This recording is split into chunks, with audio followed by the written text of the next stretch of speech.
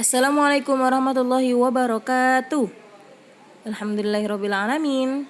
Kembali lagi kita anakku yang sore dan solehah. Kita sekarang masuk ke subtema 2 ya, yaitu wujud benda. Pembelajaran 1 dan 2. Materi pembelajaran pada pagi hari ini diantaranya sebagai berikut.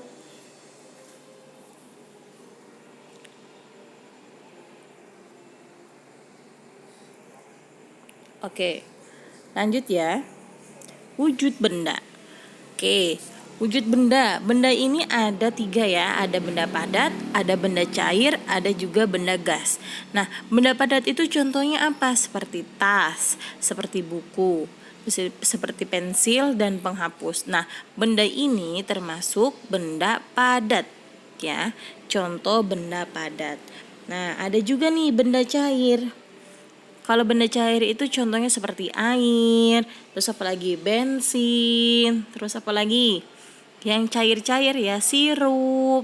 Nah, itu adalah salah satu contoh benda cair. Yang ketiga yaitu gas. Nah, contohnya di sini adalah balon ya. Balon adalah termasuk benda gas. Oke, bisa dipahami ya, bisa diingat. Benda ada 3, benda padat, benda cair, dan benda gas. Oke, lanjut ya. Oke, kalau kalian buka di halaman 34 dan 35, ini adalah contoh gerakan kaki. Kalau pembelajaran sebelumnya itu adalah gerakan tangan. Kalau kalian masih ingat, dalam tarian itu ada gerakan lemah, ada juga gerakan yang kuat. Ya, kemarin kita sudah pelajari di tema A dan tema B itu menari dengan gerakan tangan, yaitu tentang gerakan kuat dan gerakan lemah. Nah, kalau sekarang ini adalah contoh gerak kuat dan gerak lemah pada kaki. Ya, di sini ada 3 contoh gerakan. Ya, contoh gerakan yang pertama, tangan di pinggang, kaki kanan dan kiri melangkah bergantian. Arah gerak langkah maju, mundur, atau melingkar. Ini adalah gerakan melemah pada kaki. Yang kedua, gerakan kedua yaitu kedua kaki dibuka, kaki berjinjit bergantian dengan cepat. Ya, ini adalah berarti gerakan kaki dengan kuat. Yang ketiga, yaitu gerakan kaki membuka dan menutup gunakan tumit dan ujung kaki. Ya, gerakan 3 ini kalau kalian bisa amati dan kalian langsung bisa praktikkan ya. Nah, nanti kalian praktekkan dari 3 gerakan tersebut ya. Oke, lanjut. Nah, di sini adalah melakukan konversi satuan panjang dari kilometer ke meter dengan tepat. Nah, di sini nanti Ustazah minta sama kalian semua untuk menyanyikan atau menghafalkan tangga meter. Nah, tangga meter kemarin Ustazah sudah kasih di PowerPoint, yaitu ada tangga meter yang pertama kilometer, yang kedua hektometer, yang ketiga dektameter, yang keempat meter, yang kelima desimeter, yang keenam sentimeter, yang ketujuh milimeter. Nah, nanti tangga ini kalian harus hafalkan ya, harus dihafalkan, wajib hukumnya ya. Nanti kalian hafalkan, nadanya seperti ini. Simak ya.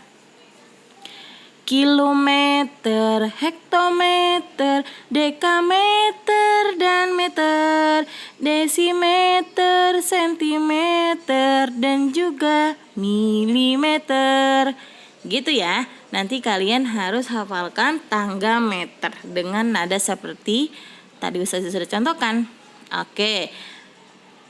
Kita lanjut ya. Ayo berhitung. Tony ingin mengajak Joni bermain bola. Rumah Joni tak jauh dari rumah Tony. Jarak rumah Joni hanya sekitar 1 km dari rumah Tony. Seberapa jauhkah 1 km itu? Tahukah kamu apa itu kilometer? Kilometer atau yang km atau yang dibaca kilometer adalah, garis bawahi ya, salah satu satuan panjang. Ya, kilometer adalah salah satu satuan panjang. Satuan kilometer biasanya digunakan untuk menunjukkan jarak antara dua tempat. Hubungan satuan kilometer dan m adalah sebagai berikut. Oke, di sini 1 kilometer sama dengan 1000 meter. Kenapa 1000 meter, Ustazah? Karena kalau km, kilometer ke meter berarti turun ya. Tangganya turun. Kalau turun berarti dikalikan 10. 1 kali 10 sama dengan 1 kali tadi turunnya berapa tangga nih? Turunnya ada km, hektometer, dekameter, terus meter. Berarti turunnya ada 1, 2, dan 3. Maka 1 kilometer sama dengan 1000 meter. Seperti itu ya. Oke. Lalu di sini ada contoh juga yang A. Nah, contoh yang A ini ada A, jarak rumah Nina ke sekolah adalah 3 kilometer 400 meter.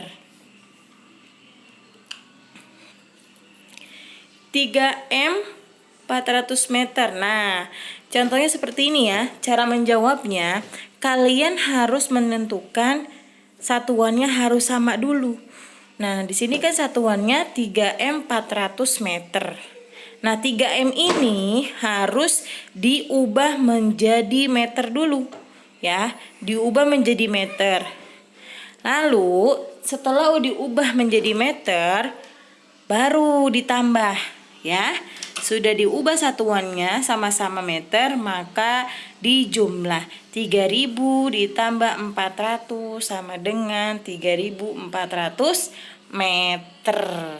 Jadi jarak rumah Nina ke sekolah adalah 3400 meter. Caranya seperti itu ya. Satuannya harus disamakan dulu. Oke, lanjut. Nah, cara yang lainnya pun sama ya. Caranya yaitu sama. Satuannya harus disamakan terlebih dahulu baru bisa dijumlahkan. Seperti itu ya. Oke. Nah, di sini ada massa dan volume. Nah, massa itu apa sih? Massa adalah banyaknya zat yang menyusun suatu benda. Benda yang memiliki massa lebih besar akan lebih berat. Itu disebut massa. Sedangkan volume adalah ukuran ruang yang menempati suatu benda. Semakin besar ukuran suatu benda, semakin besar pula volumenya. Oke? Itu ya. Oke, sebentar.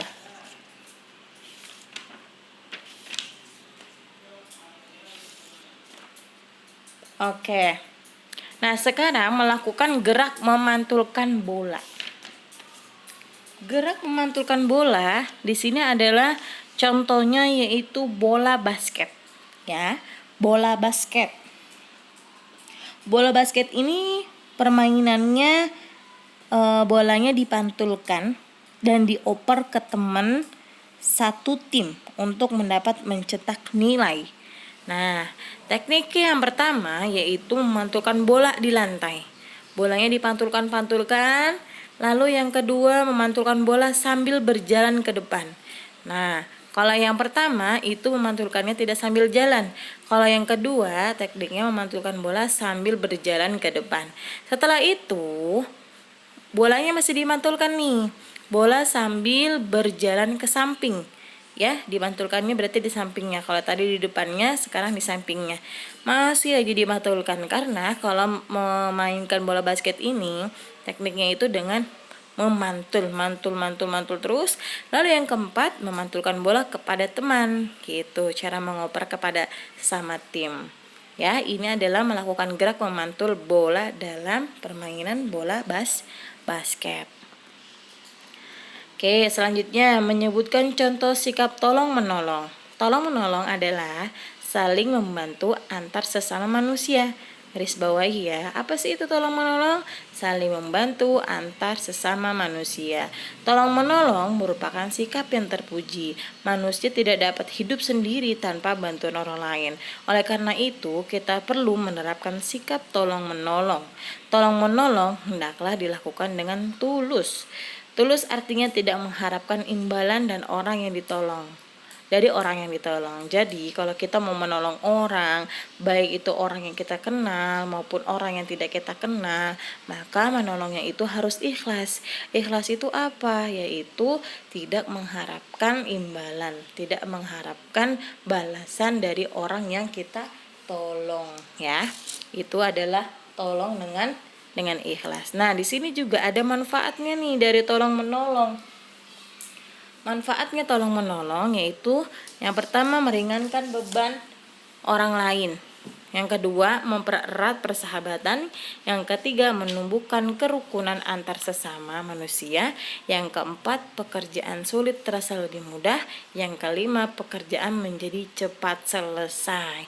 Ini adalah manfaat dari tolong menolong. Ada 5. Jangan lupa digaris bawahi ya.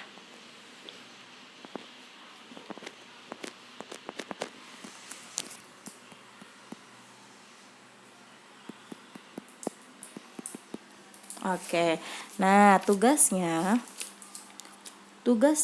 untuk pada hari ini yaitu menghafalkan tangga meter yang tadi Ustazah sudah jelaskan ya. Tugasnya hanya itu saja, nanti dikirim atau laporan tugasnya melalui voice note WhatsApp. Ya, dikirim ke kalian ke Ustazah. Ingat, tidak ada yang boleh melihat buku. Ketika setoran itu, kalian harus tutup buku, harus hafal ya, harus hafal baru disetorkan ke Ustazah. Oke, yang jujur ya sayang.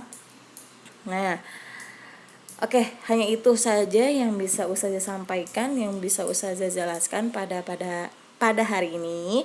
Kalau misalnya ada yang belum jelas, boleh ditanyakan kembali kepada Ustazah ya. Oke, pesan Ustazah kepada kalian, jangan lupa sholat 5 waktunya. Dan apalagi?